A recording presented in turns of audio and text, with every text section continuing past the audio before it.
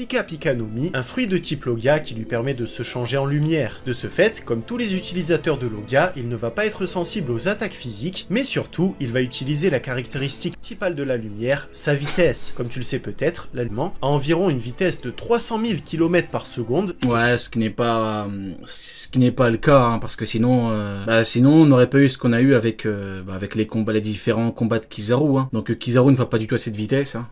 Concrètement, ça a été démontré. Ça c'est ce qu'on aurait pu croire à cause du fruit, hein. Mais en fait non, c'est pas le cas malheureusement. C'est-à-dire 7 fois le tour de la Terre en une seule seconde. Grâce à ça, il va pouvoir prendre de vitesse tous ses adversaires et les pulvériser avec des attaques. Ah, mais le problème c'est qu'il arrive à prendre personne de vitesse.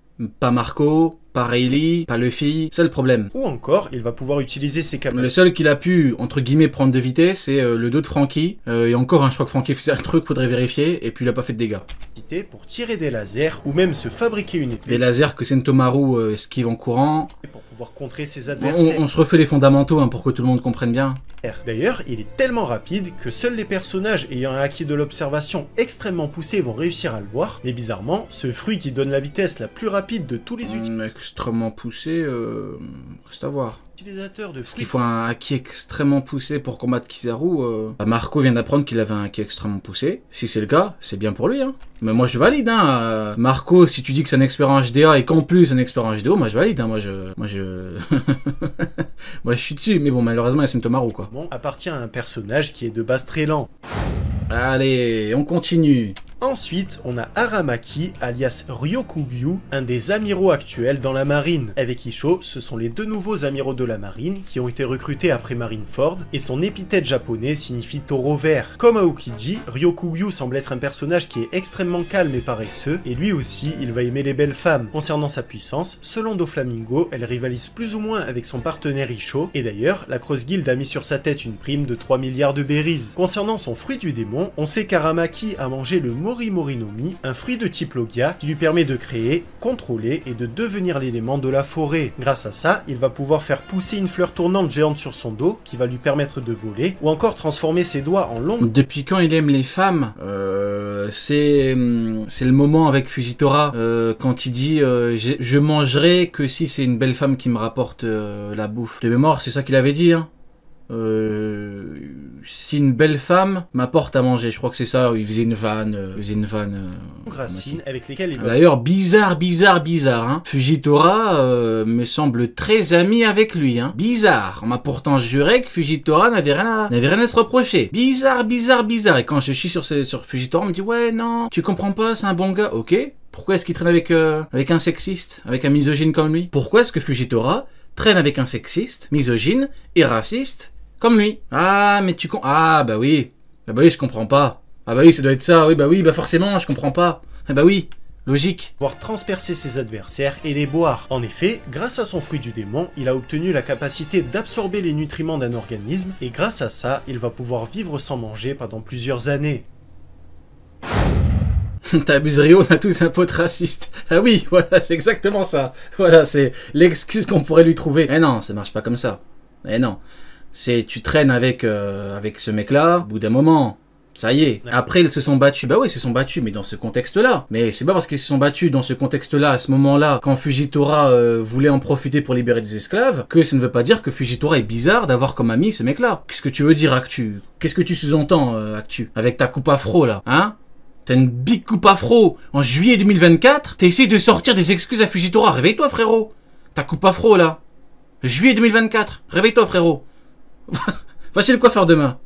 Connard, va. On a Isho, alias Fujitora, qui a rejoint la marine au même moment que... Faut pas défendre Fujitora quand je suis là, frérot. Ça marche pas comme ça. C'est une merde qui est pote avec cette merde. Fujitora... C'est un fou, lui. Caractère. Je rigole, frérot. Non, j'abuse. En vrai de vrai, même quand il avait fait, j'avais dit qu'au moins Fujitora, voilà, au moins il a certains idéaux, voilà. Mais il n'empêche que c'est comme un ami, il est quand même ami avec lui. Ça veut juste dire que, non, en vrai, ce que tu dis, c'est intéressant. En vrai de vrai, ce que tu dis, c'est intéressant. Pourquoi? Non pas parce que tu as une coupe à pro. Je rigole. Ce que tu dis, c'est intéressant. Parce que ça veut dire que Fujitora ne va pas trahir ses idéaux au nom de son amitié avec lui. Donc ça veut dire que ses idéaux profonds sont plus importants que son amitié avec ce Golemon d'Aramaki. Donc de ce point de vue-là, oui. Mais il n'empêche que c'est quand même son ami. Tu vois ce que il rigole avec lui. Tu vois ce que je veux dire? Donc non, un personnage on prend tout, on prend rien. Très particulier, puisqu'en Après, de toi à moi, il est tard et je veux juste lui chier dessus, Fujitora. Tu vois ce que je veux dire? général, il va faire confiance aux gens, même si ces gens sont des pirates ou des escrocs, et truc de fou, il a choisi lui-même de devenir aveugle afin de ne pas voir la corruption. Je me suis enlevé la vue parce qu'il y avait des... Même Quel colmon ce mec. s'il est naïf, une fois qu'il va se rendre compte qu'on s'est joué de lui, il va devenir extrêmement cruel et ne va pas hésiter à pulvériser ses adversaires. Et pour cause, même en étant aveugle... Pulvériser Il a pulvérisé qui? Il a même pas pulvérisé Karasu, le frérot. Il a pulvérisé qui, Fujitora? Question honnête, hein. Il a pulvérisé qui, Fujitora? C'est un personnage qui est extrêmement puissant. Exactement, Actu, c'est ce que j'ai dit. Ça veut dire que Fujitora met ses idéaux au-dessus de son amitié. Mais il n'empêche qu'il était au préalable ami avec lui. Je vais te donner un exemple très simple, Actu, parce que je vois que tu fais semblant. Il est 3h37 et je vois que tu me fais chier avec ta coupe afro. Imagine-toi, toi, t'as un pote raciste, misogyne, esclavagiste, sexiste, etc. Ok, c'est ton pote. Ok. T'aimes ta famille, Actu, j'imagine. T'as une coupe afro, mais t'aimes ta famille. On est d'accord. Demain, ce mec-là, il veut frapper quelqu'un de ta famille. Tu mets qui devant? Quelqu'un de ta famille. Mais, est-ce que, sous prétexte, avec ta coupe afro, est-ce que sous prétexte que t'as défendu ta famille au profit de ce con? Je vais pas y arriver. Est-ce que on ne doit pas te reprocher d'avoir comme ami ce mec-là? Tu fais semblant, hein, tu fais semblant. Et d'ailleurs... J'ai éclaté. Je vous jure, Va regarder le match. Je crois que c'est mieux, frérot, je te jure. Parce que là, là, c'est on dit Actu, comment tu fais semblant? Donc, la famille de Fujitora, c'est des esclaves. Ou c'est des criminels. Mais de quoi tu parles, Actu? On comprend rien à ce que tu racontes. C'est quoi ce parallèle de con? Va regarder le match. Va regarder ce match de con. C'est mieux pour toi. Qu'est-ce que c'est? Donc, la famille de Fujitora, c'est des... Mais de quoi tu parles, frérot? Qu'est-ce que c'est que cette connerie que tu me sors encore? Je te donne un exemple clair. Tu fais le gamin, frérot. Arrête de faire le con. Pas d'action, j'imagine, dans le match. Ceux qui le regardent, hein, bizarre. Pendant que nous, on se divertit en chiant sur la coupe afro d'Actu. Je termine la vidéo, après je coupe et je vais dormir. Pendant les combats, on ne va même pas se rendre compte de sa cécité. Fujitora semble aussi très préoccupé par la sécurité des gens avant tout, et il possède de très nombreuses valeurs qui se font... T'inquiète, Actu, je termine, après je coupe et je vais dormir. Je pense que c'est mieux pour tout le monde. Très rare au sein de la marine, comme par exemple quand il a détruit un restaurant et qu'il a payé des dommages et intérêts aux propriétaires. Voilà. Comme son acolyte. Voilà. Écoutez. Par exemple quand il a détruit un restaurant et qu'il a payé des dommages et intérêts aux propriétaires. Comme son... Il détruit un restaurant alors qu'il n'était pas obligé. Après, il fait le grand seigneur. Ah tiens, on va payer. D'accord, abruti. Mais comment je fais pendant ce temps? Pendant les réparations, comment je fais pour faire tourner le business? Ah, t'y as pas pensé? Bah non, t'y as pas pensé parce que t'es un con. T'es à l'image de tes fans. T'es un con. Son acolyte, la Cross Guild a mis une prime sur sa tête de 3 milliards de billes. Oui, les mecs, ça y est, faut dire la vérité au bout d'un moment.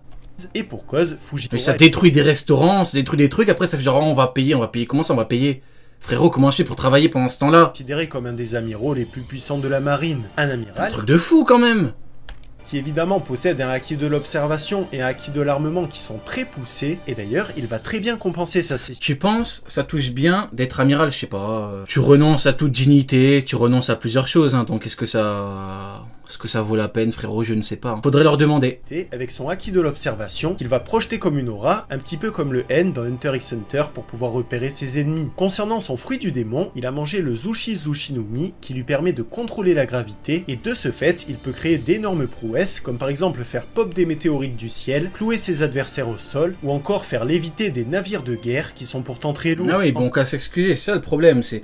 En fait, comme je le dis souvent, les amiraux, quand tu regardes en détail ce qu'ils ont fait, quand tu regardes en détail leur vie et tout, tu te dis, il y a tellement de... Ils ont fait tellement de conneries, ils font tellement n'importe quoi que ça en devient tellement... C'est ridicule en fait. En plus de ça, Fujitora va utiliser une canne en bois qui va cacher son épée, une canne qui semble être liée à ses pouvoirs, puisqu'à chaque fois que Fujitora va utiliser... Un mec, il m'a fait trop rire, il a dit, Fujitora, il a une lame D12 pour rien. Je vous jure, il a raison. Il a une lame des 12 pour rien. Il a même pas arrêté la bière de cage. Il a même pas fumé la bière de cage. Il a une épée des 12 pour rien. On devrait l'enfermer, ce mec-là. Tire sa canne. Et même si on ne connaît pas ses compétences en tant qu'escrimeur, on sait... Ah, t'abuses, Actu. En plus, Pugitora, c'est une fraude. Il s'est prosterné, front au sol, contre l'horrible roi Piku. Non, frérot, t'abuses. Encore aujourd'hui, Fujitora est un des personnages les plus puissants de One Piece. Ah, on va terminer en beauté, hein, avec la chaîne rose, hein.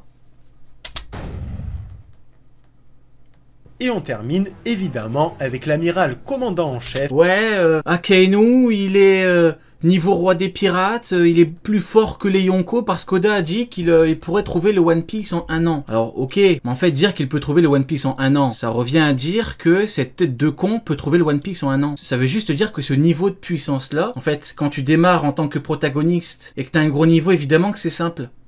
Donc tous les mecs de ce niveau-là, comme cet abruti-là, voilà, qu'on soit clair. Oui, oui. Je voulais en parler, oui, oui. Sakasuki, alias Akainu. Ouais, t'as surtout parlé de ça pour chier sur Kuzan. Oui, oui, je pourrais vous dire non. Je pourrais vous dire non, mais non, non. Oui, oui. J'en ai parlé pour lui chier dessus. Commandant suprême de toutes les forces de la marine du monde. À la base, Akainu nous a été présenté comme un vice-amiral qui commandait le Buster Call d'Ohara, puis il est devenu amiral, a affronté Aokiji pendant plus de 10 jours, a gagné le plus combat de 10 et est jours, devenu amiral en chef. Aujourd'hui encore, c'est un des antagonistes principaux de la série et son épithète japonais signifie chien rouge. Déjà en tant qu'enfant, c'est un personnage qui avait un sens aigu de la justice, qui était très... Et il a caché le bas de l'image, c'est dommage, hein, parce qu'il a une épée. Donc à l'époque, il était épéiste, le grand Sakazuki. Très carré et très sévère, et par la suite, ça s'est d'autant plus vu en tant qu'amiral. En effet, Akainu n'a pas hésité à détruire un bateau de réfugiés parce qu'il soupçonnait qu'il pouvait y avoir une toute petite possibilité qu'un chercheur se cachait à bord, et selon sa logique, sa justice est implacable. Et bah...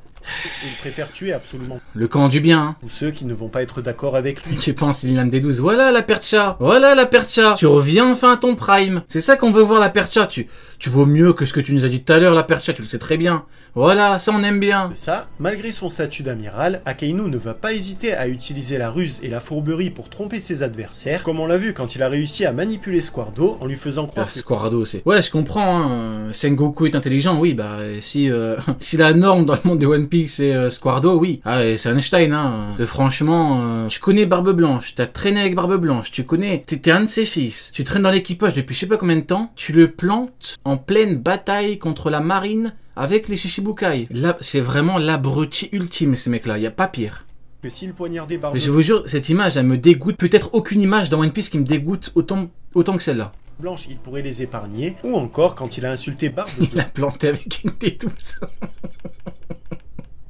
Dans le but de mettre en colère Ace et de retarder son évasion. Alors évidemment, en tant qu'amiral en chef de la marine, Akainu est un des personnages les plus puissants de tout One Piece, et on l'a vu dans son combat avec Aokiji, qu'il a fini par gagner. D'ailleurs j'y pense, hein, mais ceux qui disent Akainu a pu faire de gros dégâts à Barbe Blanche. Oui, bon. Le même Barbe Blanche qui se fait planter de part et d'autre par Squardo. Oui, bah oui, d'accord, oui. Tu sais, quand en termes de haki, t'es inerte, c'est pas glorieux, quoi. Pas glorieux, et surtout quand t'attends une crise de cœur, c'est pas glorieux. Si j'étais fan d'Akainu, je serais pas content de ça. Mais bon, il y a des agendas, hein, donc on comprend. Et d'ailleurs, il est très craint par les pirates, mais aussi par ses collègues. Et d'ailleurs, quand Vanogur l'a identifié au sein d'un navire de la marine, Barbe Noire a immédiatement pris ses jambes à son cou, même si pourtant, il venait d'obtenir les pouvoirs du Guragura no Mi de Barbe. Ouais, parce qu'elle a dit c'est pas le moment, on s'en fout un petit peu, c'est pas le moment. Mais qui... Enfin, tout le monde sait qu'il se serait fait écraser à Akainu. Maintenant, ceux qui disent non, c'est pas grave. On a vu ça 50 fois, c'est... Croyez-le. Croyez-le. Blanche qui est le paramécia le plus puissant du monde. Et pour cause, Akainu possède le Magu Magu no Mi, le fruit du magma, un fruit de type Logia qui va lui donner le contrôle absolu du magma. Un magma qui va être beaucoup plus chaud que le feu et qui de ce fait va surpasser les pouvoirs du pyrofruit comme on l'a vu avec Ace qui l'a assassiné. Donc voilà pour cette vidéo. Bon bah big up au frérot, hein. J'espère qu'elle vous a plu. Ouais, c'était très bon. C'est très bien mon frérot, big up à toi. Et moi, je vais m'arrêter là. Je me suis régalé.